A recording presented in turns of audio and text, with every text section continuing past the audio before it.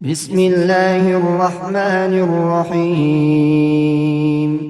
وإذا سألك عبادي عني فإني قريب أجيب دعوة الداع إذا دعاني فليستجيبوا لي وليؤمنوا بي لعلهم يرشدون.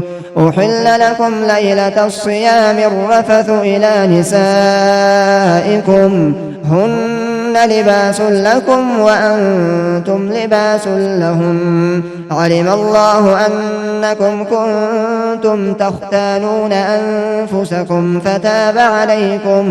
فتاب عليكم وعفى عنكم فالآن باشروهن وابتغوا ما كتب الله لكم وكلوا واشربوا حتى يتبين لكم الخيط الأبيض من الخيط الأسود من الفجر ثم أتموا الصيام إلى الليل ولا تباشروهن وأنتم عاكفون في المساجد تلك حدود الله فلا تقربوها كذلك يبين الله آياته للناس لعلهم يتقون.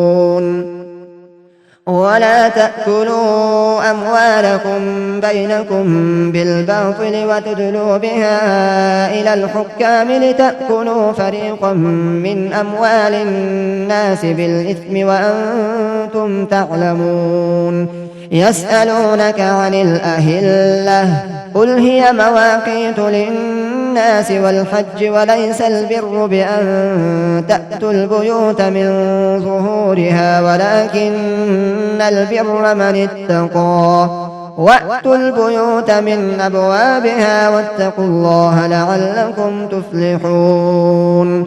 وقاتلوا في سبيل الله الذين يقاتلونكم ولا تعتدوا إن الله لا يحب المعتدين. صدق الله العظيم.